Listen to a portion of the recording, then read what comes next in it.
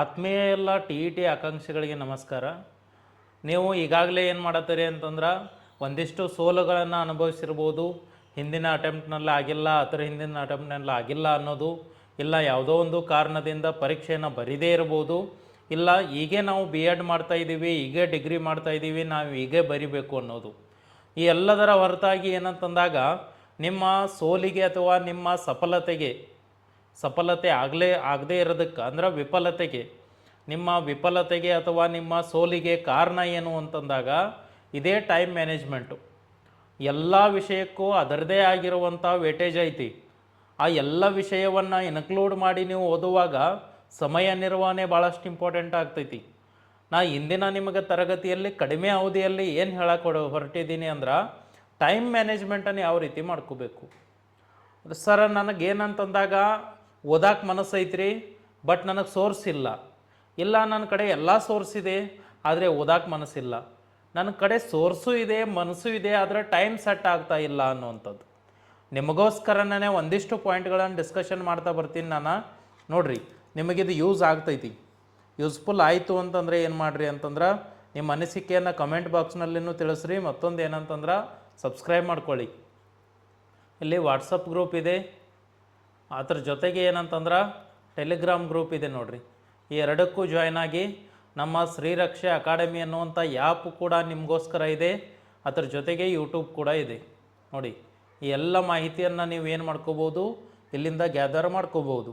ಈಗ ಒಂದೊಂದಾಗಿ ನೋಡ್ತಾ ಬರೋಣ. ನೋಡಿರಿ, ಏನಂತಂದ್ರೆ ಸಮಯ ನಿರ್ವಹಣೆ, ಟೈಮ್ ಮ್ಯಾನೇಜ್ಮೆಂಟ್. ಈ ಸಮಯ ನಿರ್ವಹಣೆಗಿಂತ ಮುಂಚಿತವಾಗಿ ನೀವು ಏನು ತಿಳ್ಕೊಬೇಕಂತಂದ್ರೆ, ಇಲ್ಲಿ ನಾವು ಟಿ ಇ ಟಿಗೆ ಪರೀಕ್ಷೆ ನಾವು ಬರೆಯತ್ತೇವೆ ಅಂತಂದಾಗ ಯಾವ ಟಿ ಇ ಟಿಗೆ ಬರೆಯತ್ತೀರಿ ಅದು ಇಂಪಾರ್ಟೆಂಟ್. ನಾನು ಕನ್ನಡದಲ್ಲಿ ಭಾಳಷ್ಟು ಬುದ್ಧಿವಂತ ಇದ್ದೀನಿ, ನನಗೆ ಇಂಗ್ಲೀಷ್ನಲ್ಲಿ ಅಷ್ಟೊಂದು ನಾಲೆಜ್ ಇಲ್ಲ ಅಂದರೆ ಇಂಗ್ಲೀಷ್ ಲ್ಯಾಂಗ್ವೇಜ್ ಒಂದೇ ಅಂತಲ್ಲ, ನನಗೆ ಇಂಗ್ಲೀಷೇ ಅರ್ಥ ಆಗೋದಿಲ್ಲ ಅಂತಂದ್ರೆ ನೀನು ಏನಂತಂದಾಗ ನೋಡಿ, ಇಂಗ್ಲೀಷ್ನಲ್ಲಿ ಫ್ಲೂಯೆಂಟ್ ಇದ್ದಿ ಅಂತಂದ್ರೆ ನೀನು ಸಿ ಟಿ ಇ ಟಿಗೆ ಫಸ್ಟ್ ಫೋಕಸ್ ಕೊಡ್ರಿ, ಸೆಂಟ್ರಲ್ ಟಿ ಇ ಟಿಗೆ ಫಸ್ಟ್ ಫೋಕಸ್ ಕೊಡ್ರಿ. ಇಲ್ಲರಿ ಸರ್ ನನಗದು ಕ್ಲಿಕ್ ಆಗುವಂಗೆ ಕಾಣ್ತಾ ಇಲ್ಲ ಅಂತಂದ್ರೆ ಕೆ ಟಿ ಇ ಟಿಗೆ ಫೋಕಸ್ ಕೊಡ್ರಿ. ಮತ್ತು ಇಲ್ಲ ಅಟೆಂಪ್ಟ್ ಮಾಡುವಾಗ ಎರಡಕ್ಕೂ ನೀವು ಅಪ್ಲಿಕೇಶನ್ ಹಾಕಿ ಅಟೆಂಪ್ಟ್ ಮಾಡಿರಿ. ಅದರ ಸಿಲೆಬಸನ್ನು ತೆಗೆದುಕೊಂಡಾಗ ನಿಮ್ಮ ಸಿಲೆಬಸ್ಸೇ ಬೇರೆ, ಅವ್ರ ಸಿಲೆಬಸ್ಸೇ ಬೇರೆ, ಸಿಲೆಬಸ್ ಚೇಂಜ್ ಇರ್ತೈತಿ. ಅದಕ್ಕೋಸ್ಕರ ಇಲ್ಲಿಂದನೇ ಚಾಲೂ ಆಗಬೇಕು. ನೀವು ಮೊದಲು ಯಾವ ಪರೀಕ್ಷೆಗೆ ರೆಡಿ ಆಗತ್ತೀರಿ, ಯಾವ ಪರೀಕ್ಷೆ ಅಂತಂದ್ರೆ state government or central government, ಅದಕ್ಕೆ ಪ್ರಿಪೇರ್ ಮಾಡ್ಕೊಂಡು ನೀವು ಟಿ ಇ ಟಿಯನ್ನು ಓದಕ್ಕೆ ಚಾಲೋ ಮಾಡಿರಿ. ಮತ್ತು P1 P2 ನೆನ್ಪಿಟ್ಕೋರಿ. ಪೇಪರ್ 1 ಭಾಳಷ್ಟು ಹಳೆ ವಿಡಿಯೋದಾಗ ಹೇಳಿದೆ ನೋಡ್ರಿ, ನಾ ಇದ್ರ ಬಗ್ಗೆ ಎಲ್ಲ. ಪೇಪರ್ 1 ಪೇಪರ್ 2 ಇದನ್ನು ನೋಡ್ಕೋಬೇಕು. ನೀವು ಡಿ ಎಡ್ ಮಾಡಿದವರು, ಬಿ ಎಡ್ ಮಾಡಿದವರು, ಡಿಗ್ರಿ ಮಾಡಿದವರು, ಅದ್ರ ಮೇಲೆ ನೀವೇನು ಮಾಡ್ಕೊತ ಹೋಗಬೇಕು, ಫೋಕಸ್ ಮಾಡ್ಕೊತ ಹೋಗಬೇಕು. ಇದು ಫಸ್ಟ್ ಪಾಯಿಂಟ್. ಇನ್ನು ನೆಕ್ಸ್ಟ್ ಏನು ತೆಗೆದುಕೊಂಡಾಗ ನಿಮ್ಗೆ ನೋಡಿ, ಟೈಮ್ ಮ್ಯಾನೇಜ್ಮೆಂಟ್ ಅಂತ ತೊಗೊಂಡಾಗ ನೀವು ಇನ್ನೂ ಏನು ಮಾಡತ್ತೀರಿ ಅಂತಂದ್ರೆ ಕಾಲೇಜ್ಗೆ ಹೋಗ್ತಾ ಇದ್ದೀರಿ ಅಂತಂದ್ರೆ ನಿಮ್ದು ಇನ್ನೂ ಎಜುಕೇಷನ್ ನಡೆದಿದೆ, ನೀವು ಇನ್ನೂ ಕಾಲೇಜ್ ಮಾಡ್ತಾ ಇದ್ದೀರಿ, ಇಲ್ಲಂತಂದ್ರೆ ಪಾರ್ಟ್ ಟೈಮ್ ಜಾಬ್ ಮಾಡ್ತಾ ಇದ್ದೀರಿ, ಪಾರ್ಟ್ ಟೈಮ್ ಆಗಿರುವಂಥ ಜಾಬನ್ನು ಮಾಡ್ತಾ ಇದ್ದೀರಿ. ನೀವು ಎಲ್ಲೋ ಗೆಸ್ಟ್ ಟೀಚರ್ ಆಗಿ ಎಲ್ಲೋ ಒಂದು ಕಡೆ ನೀವು ಕೆಲಸವನ್ನು ಮಾಡುವಾಗ ನಿಮಗೆ ಬೆಳಗ್ಗೆಯಿಂದ ಓದೋಕೆ ಟೈಮ್ ಸಿಗೋದಿಲ್ಲ, ಇವ್ರಿಗೂ ಕೂಡ ಸಿಗೋದಿಲ್ಲ. ನಿಮ್ಮ ಟೈಮ್ ಯಾವ ರೀತಿ ಇರಬೇಕಂತಂದ್ರೆ ಮಾರ್ನಿಂಗ್ ನೋಡಿ, ಯಾವುದೋ ಒಂದು ಟೈಮ್ ಹಾಕ್ಕೊಂಡಿರ್ತಾರೆ, ಮಾರ್ನಿಂಗ 2 hours ಆದರೂ ಆಗಬೇಕು. ಆಮೇಲೆ ಬಂದಂಥ ಈವ್ನಿಂಗ್ ಒಂದು 2 to 3 hours. ನೀವು ಅನ್ಬೋದು, ಸರ 12 ತಾಸು ಓದ್ಬೇಕಲ್ರಿ, 24 ತಾಸು ಓದ್ಬೇಕಲ್ರಿ, ಮತ್ತು ಮಕ್ಕೋತಿ ಯಾವಾಗ? ನೀ ಎಷ್ಟು ತಾಸು ಓದ್ತಿ ಅನ್ನೋದು ಇಂಪಾರ್ಟೆಂಟ್ ಅಲ್ಲ, ಎಷ್ಟು ನಿಮ್ಮ ಮೆದುಳಿನಲ್ಲಿ ಅದು ಉಳಿತೈತಿ ಅದು ಇಂಪಾರ್ಟೆಂಟ್. ಸೇವ್ ಆಗಬೇಕಲ್ರಿ ಓದಿದ್ದೆಲ್ಲ. ಅದಕ್ಕೋಸ್ಕರ ಪ್ರತಿದಿನ ಏನೂ ಓದಿಲ್ಲ ಅಂತಂದರೂ ನಾವು ಎಷ್ಟು ಓದ್ಬೇಕು ಗೊತ್ತ್ರಿ, ಒಂದು 3 ರಿಂದ 4 ಗಂಟೆ ಆದರೂ ನಾವು ಓದಬೇಕಾಗ್ತೈತಿ. ಪ್ರತಿದಿನ ಇಷ್ಟು ಓದಬೇಕು. ಇದೇ ನಮ್ಮ ಟೈಮ್ ಮ್ಯಾನೇಜ್ಮೆಂಟು. ಈ ಹೆಂಗೆ ರೀ, ಈಗ ನೋಡಿ, ಮುಂಜಾನೆ 6 ಗಂಟೆಗೆ ಎದ್ದು 8 ಗಂಟೆ ತನಕ ಅಂದರೆ 6 ಗಂಟೆಗೆ ನೀವು ಓದಕ್ಕೆ ಕುಂತು 8 ಗಂಟೆ ತನಕ 2 hours ಓದ್ಬೋದು ನೀವು. ಸರ ನನಗೆ ಮುಂಜಾನೆ ಎದ್ದು ಕೆಲಸ ಭಾಳ ಅದಾವ್ರಿ, ನಾನು ಮನೆಯಲ್ಲಿ ಗೃಹಿಣಿ ಅದೇನು, ನನ್ನ ಕೆಲಸ ಭಾಳ ಅದಾವು, ನಾ ಎಲ್ಲ ಅಡುಗೆ ಮಾಡಿ ನಾ ಏನು ಮಾಡಬೇಕು, ಜಾಬ್ ಮಾಡಬೇಕು, ಹೋಗಬೇಕು, ಈ ರೀತಿ ಇದ್ದಾಗ ನೀವು ಏನು ಮಾಡ್ಬೋದು ಅಂತಂದ್ರೆ ಬೆಟರ್ ಆಗಿರುವಂಥದ್ದು ನೀವು ವಿಡಿಯೋವನ್ನು ನೋಡುವಂಥದ್ದು. ಯೂಟ್ಯೂಬ್ನಲ್ಲಿ ವಿಡಿಯೋಗಳನ್ನು ಜಸ್ಟ್ ಏನು ಮಾಡೋದು ಅಂತಂದ್ರೆ ನೀವು ಪ್ಲೇ ಮಾಡೋದು, ನಿಮ್ಮ ವರ್ಕ್ ಮಾಡೋದು, ಜಸ್ಟ್ ಅದನ್ನು ವಿಡಿಯೋನ ನೀವು ನೋಡಿ, ಜಸ್ಟ್ ವಿಡಿಯೋನ ಪ್ಲೇ ಮಾಡಿಕಾಸ್ ನಿಮ್ಮ ಕೆಲಸವನ್ನು ನೀವು ಮಾಡ್ಕೋಬೋದು. ಅದು ಅದ್ರ ಪಾಡಿಗೆ ಚಾಲೋ ಇರ್ತೈತಿ, ನೀವು ನೋಡ್ಕೊತ ಕುಂದಿರ್ಬೋದು. ಇಯರ್ಫೋನನ್ನು ಹಾಕೊಂಕಾಸ್ ಕ್ಲಾಸನ್ನು ನೀವು ನೋಡ್ಕೊತ ಕುಂದಿರೋದು ಬೆಳಗ್ಗೆ. ಈವ್ನಿಂಗ್ ಟೈಮ್ದಲ್ಲಿ ಅಂದ್ರೆ ಒಂದು ಟೈಮ್ದಾಗ ಹಂಗೆ ಮಾಡಿರಿ ಅಂತಂದ್ರೆ, ಒಂದು ಟೈಮ್ನಲ್ಲಿ ಏನು ಮಾಡ್ಬೇಕಂದ್ರೆ ಈವ್ನಿಂಗ್ ಟೈಮ್ನಲ್ಲಿ ರೀಡಿಂಗ್ ಮಾಡಬೇಕು. ಮತ್ತು ನಿಮಗೆ ರೀಡಿಂಗ್ ಭಾಳಷ್ಟು ಇಂಪಾರ್ಟೆಂಟ್. ರೀಡಿಂಗ್ ಜೊತೆ ನೀವು ಏನು ಬರ್ದರಿ ಅನ್ನೋದನ್ನು ರೈಟಿಂಗ್ ಮಾಡಬೇಕು. ಅದನ್ನು ನಿಮಗೆ ಸಹಾಯ ಏನಾದರೂ ಒಂದು ಅವಕಾಶ ಇತ್ತಂತಂದ್ರೆ ಬೇರೆಯವರಿಗೆ ಹೇಳಬೇಕು. ನೀವು ಸರ ನಾವು ಅಷ್ಟು ಪಾಸ್ ಆಗಬೇಕ್ರಿ ಅಂದ್ರೆ ಆಗೋದಿಲ್ಲ. ಬೇರೆಯವರಿಗೆ ಅದ್ರ ಜೊತೆ ಏನು ಮಾಡ್ಬೇಕಂದ್ರೆ ಅವ್ರಿಗೆ ಹೇಳಬೇಕು, ಇದನ್ನು ಓದಿನಿ, ಇಲ್ಲಿ ಈ ಪಾಯಿಂಟ್ ಬಂತು, ಇಲ್ಲಿ ಇಷ್ಟು ಪಾಯಿಂಟ್ ಬಂತು ಅನ್ನುವಂಥದ್ದು. ಇದೇ ನಮ್ಮ ಟೈಮ್ ಮ್ಯಾನೇಜ್ಮೆಂಟ್. ಈ ರೀತಿನ ನಾವು ಮಾಡ್ತಾ ಬರ್ಬೇಕು. ನಾವು ನೋಡಿ, ನಾವು ಬೆಳಗ್ಗೆ 2 ತಾಸು, ಸಂಜೆಗೆ 2 ತಾಸು, 4 ತಾಸು ಆಯಿತು. ಬೆಳಗ್ಗೆ 1 ತಾಸು ನೀ ಬರೀ ಆಡಿಯೋ ಕೇಳಿದ್ದೆ ಅಂತಂದ್ರೂ ಸಾಕು. ವಿಡಿಯೋ ನೋಡೋಕ್ಕಾಗಲಿಲ್ಲ ಅಂದರೂ ಒಂದು ಕಡೆ ಹಚ್ಚಿ ಅದನ್ನು ಆಡಿಯೋ ಕೇಳಿದರೂ ನಿಮಗೆ ಯೂಸ್ ಆಗ್ತೈತಿ. ಇಷ್ಟು ಮಾಡ್ಬೋದು ನಾವು. ಇದರ ಹೊರತಾಗಿ ಮತ್ತೇನು ಮಾಡ್ಬೋದು ನೋಡಿ, ನಾವಿಷ್ಟು ಮಾಡಿದೇವ್ರಿ ಸರ, ನಮಗೆ ಮತ್ತೆ ಓದಲು ಮನಸ್ಸೊಂದು ಆಗ್ತಾ ಇಲ್ಲ. ಅದು ನಿಮ್ಮ ಮನಸ್ಸದ್ದೊಂದು ಭಾಳ ಪ್ರಾಬ್ಲಮ್ ಐತಿ. ನನಗೇನಾಗ್ತಾ ಇಲ್ಲ ಅಂತಂದ್ರೆ ಓದಲು ಮನಸ್ಸಿಲ್ಲ. ಯಾಕದು ಮನಸ್ಸಿಲ್ಲ? ಮನಸ್ಸು ಯಾಕಿಲ್ಲ ಅಂತಂದ್ರೆ ನಿಮ್ಮ ಕಡೆ ಟಾರ್ಗೆಟ್ ಇಲ್ಲ, ನಿಮ್ಮ ಕಡೆ ಗುರಿ ಇಲ್ಲ. ನಿಮ್ಮ ಕಡೆ ಗುರಿನೇ ಇಲ್ಲ, ಟಾರ್ಗೆಟೇ ಇಲ್ಲ ಅಂತಂದ್ರೆ ಹೆಂಗೆ ಆಗ್ತೈತ್ರಿ? ನೀವು ಹೆಂಗೆ ಓದತ್ತಾರೆ ಅಂತಂದ್ರೆ ನಿಮಗೆ ನೋಟಿಫಿಕೇಷನ್ ಆಗಬೇಕು. ಅದಾಗಿ 20 ದಿನ ಇರ್ತೈತಿ. ನಿಮಗೆ ನೋಟಿಫಿಕೇಷನ್ ಆಯಿತು, ಕೇವಲ 20 ದಿನ ಟೈಮ್ ಇರ್ತೈತಿ. ಆವಾಗ ನಿಮ್ಮಲ್ಲಿರುವಂಥ ಎಲ್ಲ ಬುಕ್ಸ್ಗಳನ್ನು ತೆಗೆದೋಗಿತೀರಿ, ಯೂಟ್ಯೂಬ್ನ್ಯಾಗ ಬರ್ತಾಯಿರಿ. ಯೂಟ್ಯೂಬ್ನ್ಯಾಗ ಬಂದ ಕಾಸ ಏನು ಮಾಡ್ತಾಯಿರಿ, ಚಾನಲ್ಗಳನ್ನೆಲ್ಲ ನೋಡ್ತಾಯಿರಿ. ಆಮೇಲೆ ಆ್ಯಪ್ಸ್, ಈಗ ಏನು ನಮ್ದು ಐತಿ ಹಿಂಗೆ ಆ್ಯಪ್ಸ್ಗೆ ಬರ್ತಾಯಿರಿ, ಕೋರ್ಸ್ ಇರ್ತಾವೆ. ಆ ಕೋರ್ಸಿಗೆ 20 ದಿನಕ್ಕನ ನೀವು ಜಾಯ್ನ್ ಆಗ್ತಾರೆ, ಎಲ್ಲ ರೊಕ್ಕ ಕೊಟ್ಟು ಕಾಸು. ಇದು ಮಾಡೋದಕ್ಕಿಂತ ಒಂದು 6 ತಿಂಗಳು ಪ್ರಿಪ್ರೇಷನ್ ಇರಬೇಕು ನೋಡಿ. ಒಬ್ಬ ಕಾಮನ್ ಆಗಿರುವಂಥ TET ಆಸ್ಪರೆಂಟ್ ಅದಾನಂತಂದ್ರೆ ಅವ ಒಂದು 6 ತಿಂಗಳು ಓದಬೇಕು. ನಾ ಸಿಸ್ಟಮ್ಯಾಟಿಕ್ ಸ್ಟಡಿ ಹೇಳತ್ತನ. ಕೇವಲ ನೀವು ಏನಂತಂದರೆ ಈಗ ಸೋಷಿಯಲ್ ಸೈನ್ಸ್ ರಿಲೇಟೆಡ್ ಅಷ್ಟೇ ತೊಗೊಂಡಾಗ ಹೇಳತ್ತನ ನೋಡಿ. ಇಲ್ಲಿ ಸೋಷಿಯಲ್ ಸೈನ್ಸ್ ತೆಗೆದುಕೊಂಡಾಗ ನಿಮ್ಗೆ 150 ಮಾರ್ಕ್ಸಿಗೆ ಎಷ್ಟು ಅಂತಂದ್ರೆ SS 1, ಕನ್ನಡ 1, ಇಂಗ್ಲೀಷ್ 1, ಆಮೇಲೆ CDP 1, ಇಷ್ಟು ಸಬ್ಜೆಕ್ಟ್ ಬರ್ತಾವೆ. ಈಗ ಬರೀ ನೀವು SS ಮುಗ್ಸಾಕನ 6 ತಿಂಗಳು ಬೇಕು ನಿಮಗೆ. ಹಂಗೆ ಕುಂತೀರಿ ಅಂದ್ರೆ ಅಷ್ಟು ಸಿಲೆಬಸ್ ಐತಿ. ಪ್ರಮುಖವಾಗಿ ಇಲ್ಲಿ ತೊಗೊಂಡಾಗ ನೀವು ಕೇವಲ ಹಿಸ್ಟ್ರಿ ಒಳಗನ ಒಂದು 33 ಟಾಪಿಕ್ ಬರ್ತಾವೆ. ಬರೀ ಹಿಸ್ಟ್ರಿ ಒಳಗನ 33 ಟಾಪಿಕ್ ಅದಾವೆ. ಆಮೇಲೆ ಜಿಯೋಗ್ರಫಿಯಲ್ಲಿ ಒಂದು 30, ಎಕನಾಮಿಕ್ಸ್ ಪೊಲಿಟಿಕಲ್ ಸೈನ್ಸ್ನಲ್ಲಿ ಒಂದು 20, ಎಕನಾಮಿಕ್ಸು, ಹಿಸ್ಟ್ರಿ, ಇದು ಬಿಸ್ನೆಸ್ ಸ್ಟಡಿ, ಆಮೇಲೆ ಸೋಷಿಯಲ್ ಸೈನ್ಸ್, ಸೋಷಿಯಾಲಜಿ ಎಲ್ಲ ಕೂಡಿಕಾಸ ನಿಮಗೆಲ್ಲ ಕೂಡಿಯಲ್ಲಿ ಒಂದು 70-80 ಸಬ್ಜೆಕ್ಟ್ ಆಗ್ತಾವೆ, ಇದು ಟಾಪಿಕ್ ಆಗ್ತಾವೆ. ಇಂಗ್ಲೀಷ್ ಅಂತ ತೆಗೆದುಕೊಂಡಾಗ ಸಿಲೆಬಸ್ ಜಾಸ್ತಿ ಇದೆ. ಕನ್ನಡ CDP ಅಂತೂ ಭಾಳಷ್ಟು ಇದೆ. ಇದು ಎಲ್ಲ ನೀವು ಓದಬೇಕಂತಂದ್ರೆ 6 ತಿಂಗಳ ಪ್ರಿಪ್ರೇಷನ್ ಆದರೂ ಬೇಕಾಗ್ತೈತಿ. ನಿಮಗೆ ಓದಾಕ ಮನಸ್ಸಿಲ್ಲ ಅಂತಂದ್ರೆ ನಿನ್ನ ಕಡೆ ಟಾರ್ಗೆಟ್ ಇಲ್ಲ, 110 ಆಗಬೇಕನ್ನೋ ಟಾರ್ಗೆಟ್ ಇಲ್ಲ. 8 ಅಟೆಂಪ್ಟ್ ಬರೆದ್ನಿ, 9 ಅಟೆಂಪ್ಟ್ ಬರೆದ್ನಿ, 10 ಅಟೆಂಪ್ಟ್ ಬರೆದ್ನಿ, ಪಾಸ್ ಆಗಿಲ್ಲ ಅಂತಂದರೆ ನೀವು ಮಕ್ಕಳಿಗೆ ಏನು ಹೇಳವ್ರ? ನಾವೇ ಪಾಸ್ ಆಗ್ತಾ ಇಲ್ಲ ಅಂತಂದ್ರೆ ಮಕ್ಕಳಿಗೆ ಹೆಂಗೆ ನಾವು ಪಾಠ ಹೇಳೋದು? ಅವ್ರು ಎಕ್ಸಾಮ್ ತೊಗೊಂಡ ಅವ್ರ ಮಾರ್ಕ್ಸ್ ಕಡಿಮೆ ತೊಗೊಂಡಾಗ ಅವ್ರನ್ನ ಹೊಡೆದು ಬಡಿದು ಮಾಡ್ತೇವೆ ನಾವು. ಇದೇ ಸಮಯ ನಿರ್ವಹಣೆ. ನನಗೆ ಓದಾಕೆ ಮನಸ್ಸಿಲ್ಲ ಅಂತಂದ್ರೆ ಮನಸ್ಸು ಯಾರು ಮಾಡವ್ರಿ? ನಾವು ಮಾಡ್ಕೋಬೇಕು. ಅದಕ್ಕೆ ಟಾರ್ಗೆಟನ್ನು ಸೆಟ್ ಮಾಡಬೇಕು. ಆ ಟಾರ್ಗೆಟಿಗೆ ತಕ್ಕಂತೆ ಸಮಯವನ್ನು ನಿರ್ವಹಣೆ ಮಾಡಬೇಕು. ಆ ಟಾರ್ಗೆಟಿಗೆ ತಕ್ಕಂತೆ TET CET ಎರಡು ಕೂಡಿ ನಾವು ಓದಾತೇನಿ ಅಂತಂದ್ರೆ ನೀವೇನು ಮಾಡ್ಕೋಬೇಕು, ಒಂದು 3 ಅವರ್ಸ್ ಇದಕ್ಕೆ ಟೈಮ್ ತೆಗೆದಿಡ್ರಿ, 3 ಅವರ್ಸ್ ಇದಕ್ಕೆ ಟೈಮ್ ತೆಗೆದಿಡ್ರಿ. ಯಾಕಂದ್ರೆ ಸಿಮಿಲಾರಿಟಿ ಇರ್ತೈತಿ.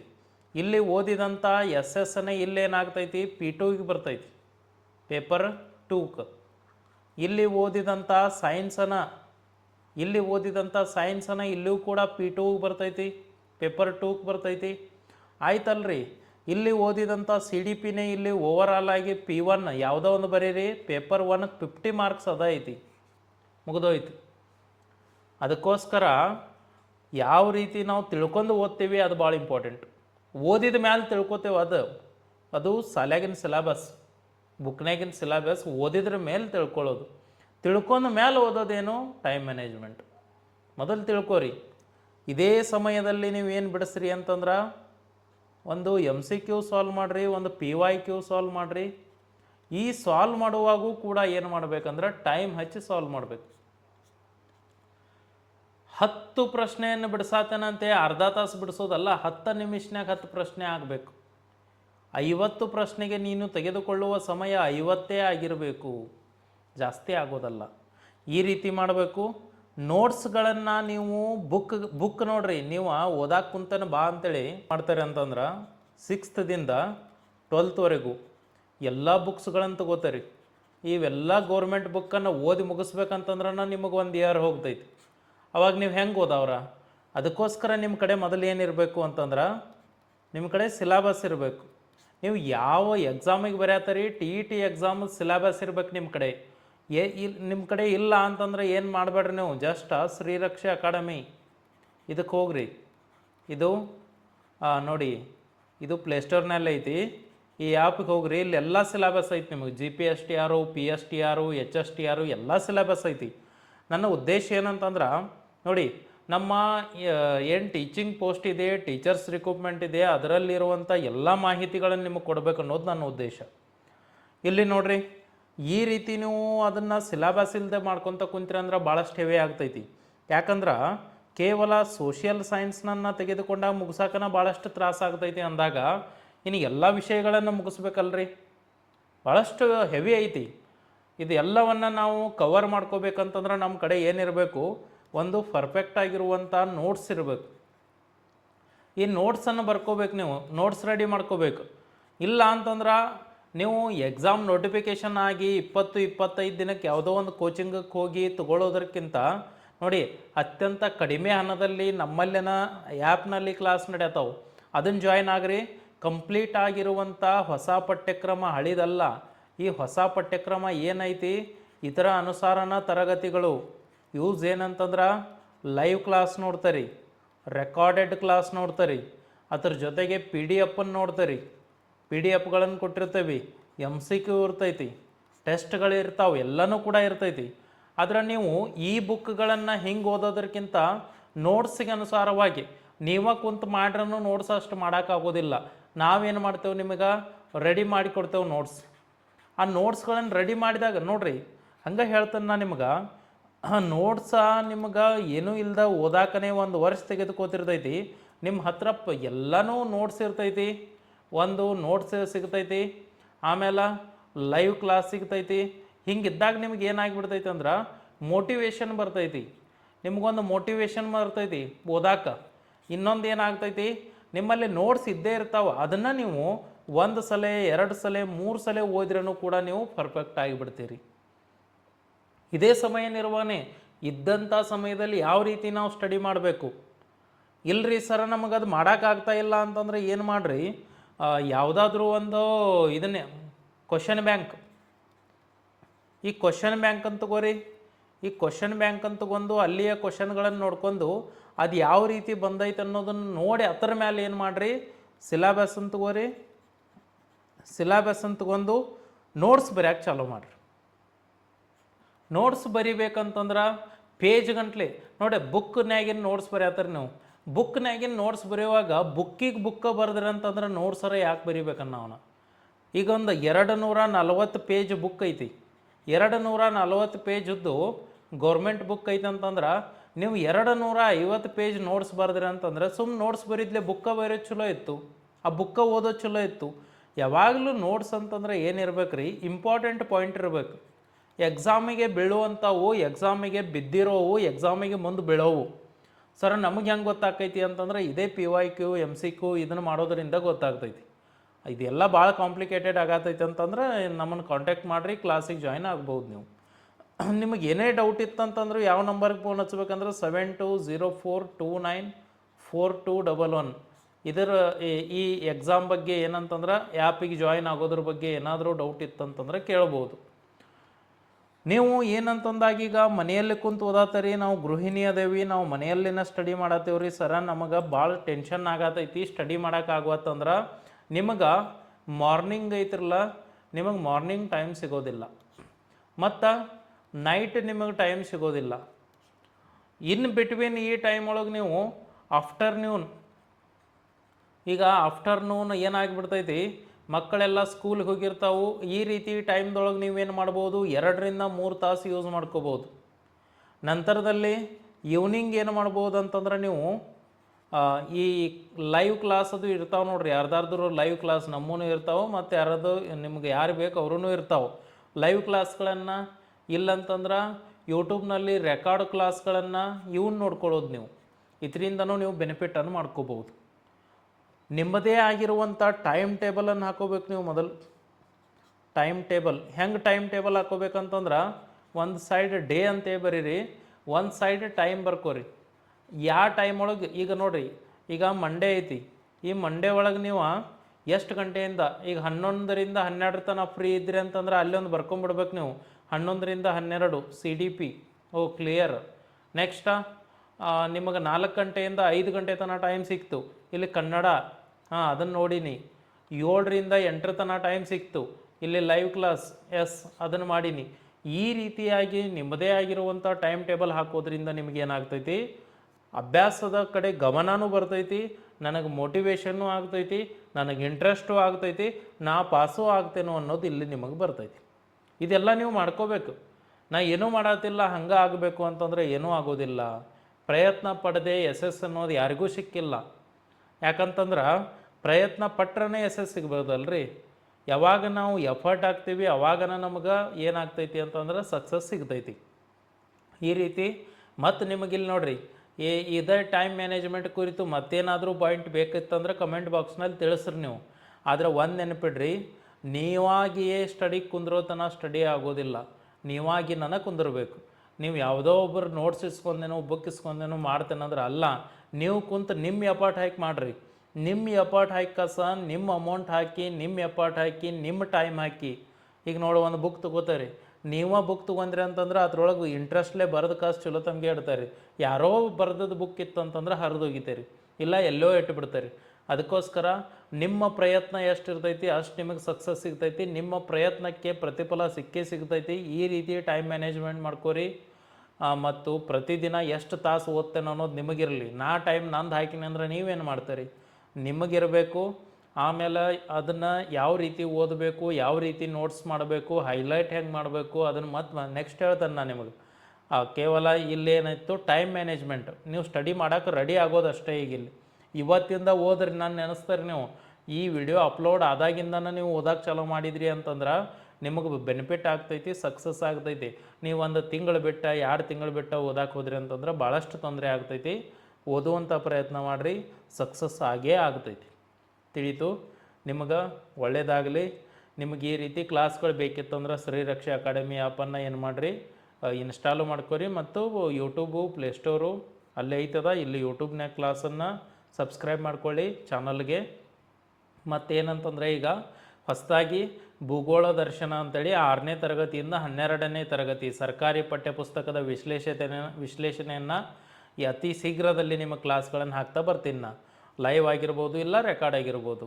ಭೂಗೋಳ ವಿಶ್ಲೇಷಣೆ, ಭೂಗೋಳ ದರ್ಶನ ಅನ್ನುವಂಥದ್ದು ಸಮಗ್ರವಾಗಿರುವಂಥ ವಿಶ್ಲೇಷಣೆಯೊಂದಿಗೆ ಅಲ್ಲಿ ಕ್ಲಾಸ್ ಮಾಡ್ತೀನಿ. ನಿಮಗೆ ಅದು ಕೂಡ ಬೆನಿಫಿಟ್ ಆಗ್ತೈತಿ. ಅದ್ರ ಜೊತೆಗೆ ಅಲ್ಲಿ ಈಗಾಗಲೇ ನಡೆಯುತ್ತಿರುವಂಥ 7th ಪಾರ್ಟ್ 2ದಾಗಿನ ಕ್ಲಾಸ್ಗಳನ್ನು ಮಾಡ್ತಾ ಇರ್ತೀವಿ. ನಿರಂತರವಾಗಿ ನಿಮಗೋಸ್ಕರನ ಟೆಲಿಗ್ರಾಮ್, ವಾಟ್ಸಪ್ ಇದೆ, ಜಾಯಿನ್ ಆಗಿರಿ. ಮತ್ತು ನಿಮ್ಮ ಸ್ನೇಹಿತರಿಗೂ ಶೇರ್ ಮಾಡಿರಿ, ಲೈಕ್ ಮಾಡಿ ಮತ್ತು ನಿಮ್ಮ ಅನಿಸಿಕೆಯನ್ನು ಕಮೆಂಟ್ ಮಾಡಿರಿ. Thank you.